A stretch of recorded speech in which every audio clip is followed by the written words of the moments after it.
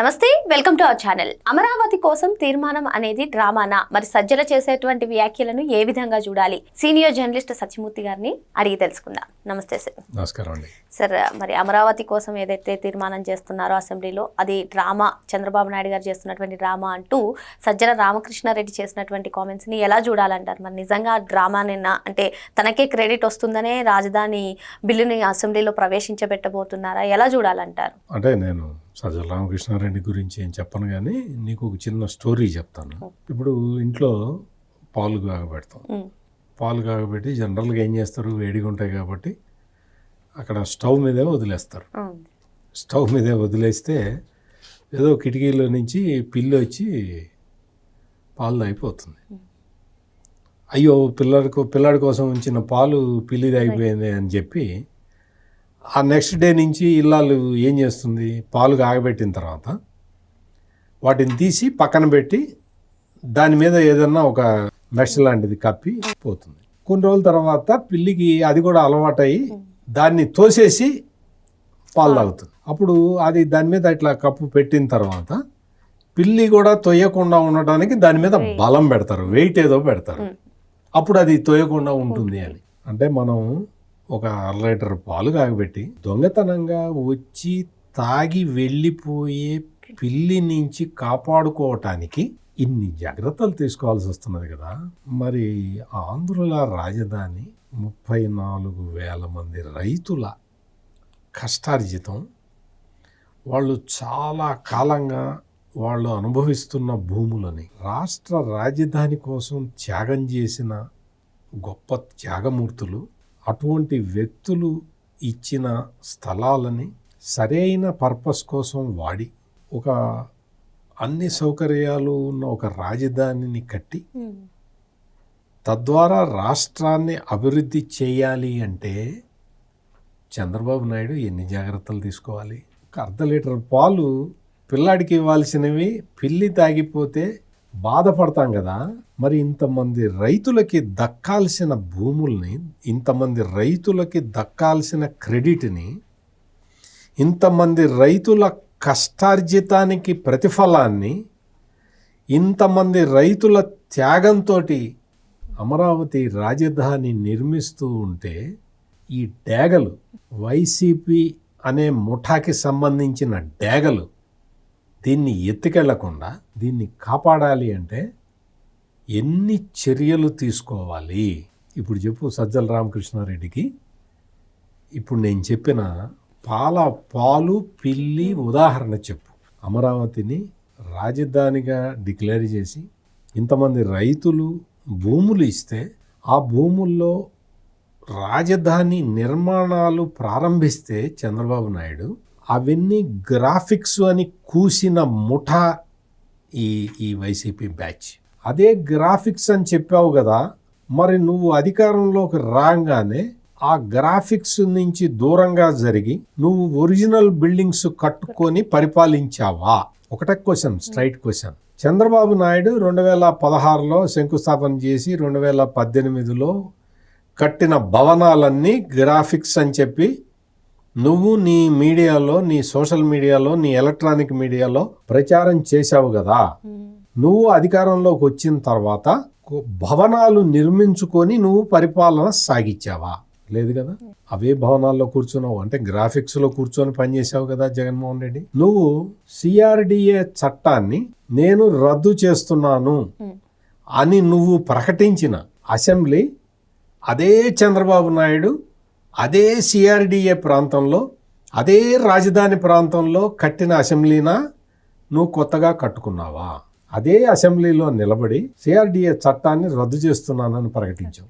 ఎంత పకడ్బందీగా CRDA చట్టాన్ని చంద్రబాబు నాయుడు రూపొందించాడు అంటే, నేను చెప్పే కదా, పిల్లి పాలు దాగపోకుండా చూడటానికి ఆయన ట్రైపార్టైట్ అగ్రిమెంట్ చేశాడు.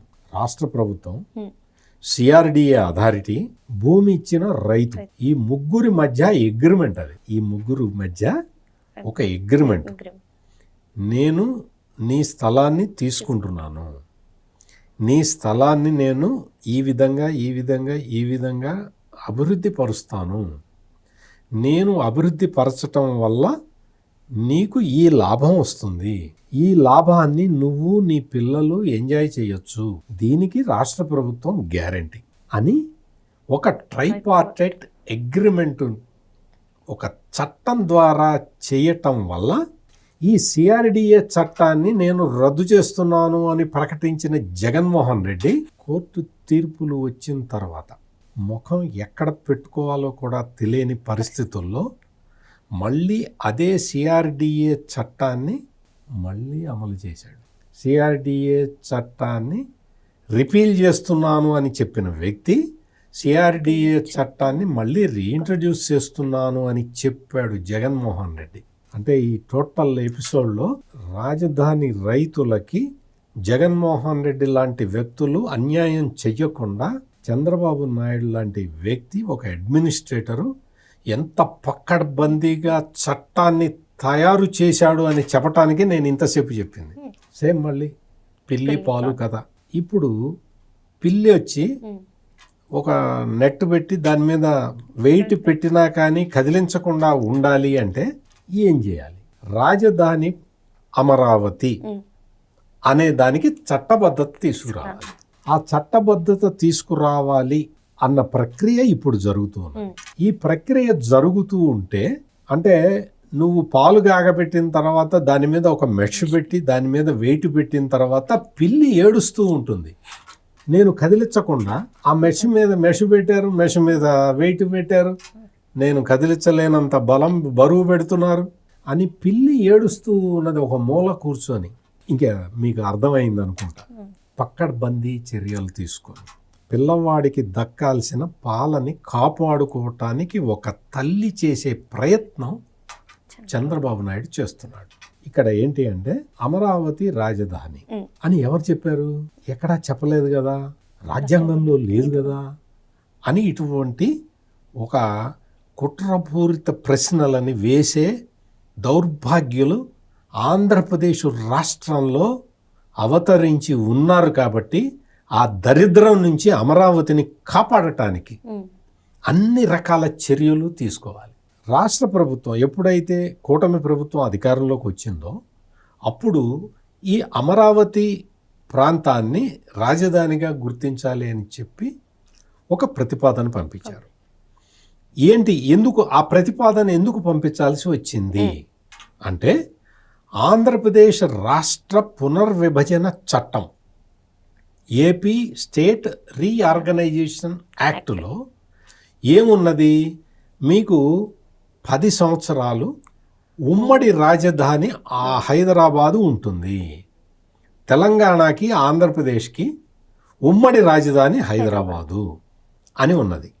ఆ తర్వాత ఆంధ్రప్రదేశ్ ఒక ప్రాంతాన్ని సెలెక్ట్ చేసుకొని రాజధాని నిర్మించుకుంటే దానికి మేము సహాయం చేస్తాము అని కేంద్ర ప్రభుత్వం చెప్పిన చట్టం అది.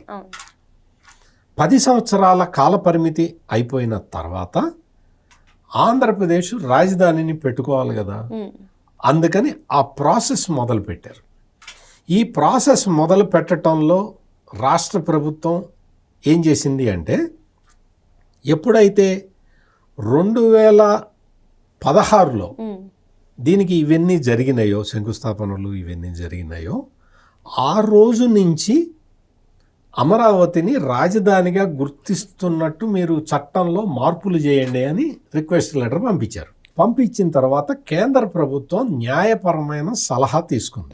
2014లో రాష్ట్రం ఏర్పడిన తర్వాత 2024 వరకు కూడా ఉమ్మడి రాజధాని ఉంది. కాబట్టి మనం 2016 నుంచో 18 నుంచో ఆంధ్రప్రదేశ్ రాజధాని అమరావతిగా గుర్తించితే న్యాయపరమైన చిక్కులు వస్తాయి. కాబట్టి మీరు పంపించిన తీర్మానాన్ని సవరించి పంపించండి అని అడిగారు. సవరించి ఏమని, ఆ కట్ ఆఫ్ డేట్ తర్వాత 2024 జూన్ 2వ తారీఖు తర్వాత అది ఉమ్మడి రాజధాని హైదరాబాద్ అనే ఇది ఆ గడువు ముగిసిపోతుంది. కాబట్టి ఆ రోజు నుంచి రాజధానిగా గుర్తించండి అని కొంచెం మార్పు చేసి పంపించండి అని అడిగారు. లేకపోతే ఈ మార్పు లేకపోతే ఎప్పుడో ఇప్పటికే ఒక 6 నెలల కిందటే కేంద్రం నోటిఫికేషన్ ఇచ్చేసి ఉండేది.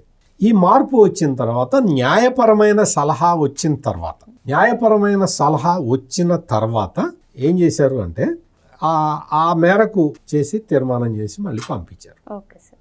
వాళ్ళకి కావాల్సిన దాంట్లో ఏపీ రీఆర్గనైజేషన్ యాక్ట్లో ఇట్లా మార్పు చేసి పంపించండి, మార్పు చేశారు, పంపించారు. పంపించిన తర్వాత అటార్నీ జనరల్ ఆయన్ని న్యాయ సలహా అడిగితే ఆయన ఇప్పుడు క్లియర్గా ఉంది, మీరు పర్ఫెక్ట్గా ముందరికి వెళ్ళొచ్చు అని చెప్పారు. Okay sir. చెప్పిన తర్వాత జరిగిన పరిణామం ఏంటి అంటే ఆ తర్వాత సిఆర్డిఏ చట్టంలో ఉన్న కొన్ని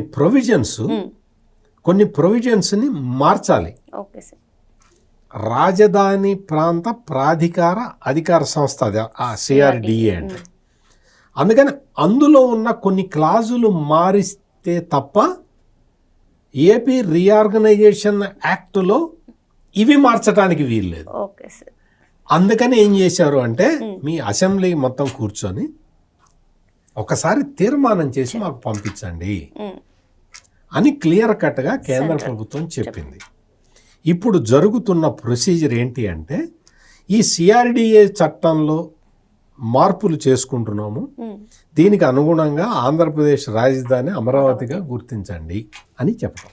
ఆ రిక్వెస్ట్ వచ్చిన తర్వాత ఆంధ్రప్రదేశ్ రీఆర్గనైజేషన్ యాక్ట్, ఆంధ్రప్రదేశ్ రాష్ట్ర పునర్విభజన చట్టాన్ని కేంద్ర ప్రభుత్వం సడలిస్తుంది, మారుస్తుంది, అమెండ్ చేస్తుంది. ఏమని? ఆంధ్రప్రదేశ్ రాజధాని అమరావతి, హైదరాబాదు ఉమ్మడి రాజధాని గడువు ముగిసిపోయింది కాబట్టి ఆంధ్రప్రదేశ్ ప్రభుత్వం తమ రాజధాని అమరావతి అని చెప్పింది కాబట్టి ఈ క్లాజుల్లో దాన్ని పొందుపరుస్తున్నాము అని అమెండ్మెంట్ చేసి పంపిస్తుంది. అది చెయ్యకపోతే ఏమవుతుంది? ఆల్రెడీ చట్టం ఉన్నది. ఆ చట్టం 10 సంవత్సరాల కాలానికి ఉమ్మడి రాజధానిని చెప్పింది. 10 సంవత్సరాల కాలం గడిచిపోయిన తర్వాత కూడా అదే చట్టం ఫోర్సులో ఉంటే అది కాల పరిమితి తీరిపోయిన చట్టం కదా, ఆ చట్టాన్ని కంపల్సరీగా మార్చాలి కదా. అది ఇప్పుడు జరుగుతున్న ప్రాసెస్. అందుకని ఇప్పుడు నేను చెప్పే పాయింట్లన్నీ కూడా మీకు అర్థమైనాయి. మరి అన్ని శాఖలకి మంత్రిగా వ్యవహరించిన సజ్జల రామకృష్ణారెడ్డికి ఎందుకు అర్థం కాలేదు అంటే పాలు తాగటానికి వచ్చిన పిల్లికి పాలు దొరకటం లేదు, తాగటానికి దొంగతనంగా తాగటానికి అన్న ఆందోళన ఒక్కటే ఉంటుంది తప్ప పిల్లవాడికి ఇవ్వాల్సిన పాలు తాను తాగేస్తే ఎట్లా అన్న జ్ఞానం ఆ పిల్లికి ఉండదు కదా. అందుకని ఈ విషయాలు ఏవి అర్థం కావు. సింపుల్గా చెప్తున్నాను. ఇక్కడ ఈ సిఆర్డిఏ చట్టానికి దీనికి సంబంధించి మార్పులు సజెస్ట్ చేసుకుంటూ అసెంబ్లీ తీర్మానం చేసి పంపించేస్తే వెంటనే ఆంధ్రప్రదేశ్ పునర్విభజన చట్టంలో ఆ క్లాజుల్ని మార్చుకుంటారు. ఆంధ్రప్రదేశ్ రాజధాని అమరావతి అని నోటిఫికేషన్ వచ్చేస్తుంది. చాలా సజ్జల రామకృష్ణారెడ్డి, ఇంకేమైనా చెప్పమంటావా? ఇందులో కన్ఫ్యూజన్ ఏముంది? ఎవరినో మోసం చేయటం ఏముంది? మోసం చేయటం కాదు కదా, అందరికీ క్లారిటీ ఇవ్వటం కదా. చట్టాన్ని, కాలపరిమితి ముగిసిపోయిన చట్టాన్ని సవరించుకోవాల్సిన బాధ్యత చట్ట సభలకు ఉంటుంది కదా. ఆ చట్ట సభలు చెయ్యాల్సిన పని చేస్తూ ఉంటే కన్ఫ్యూజన్ ఎందుకు పడుతున్నావు? నువ్వెందుకు ఆందోళన చెందుతున్నావు? నీకేం అవసరం? చట్ట సవరణ బాధ్యత చట్ట సభలది కదా, నీకెందుకు tension? Don't worry, state is in safe hands. మరో అంశంతో మళ్ళీ కలుద్దాం. Thank you sir. నమస్కారం.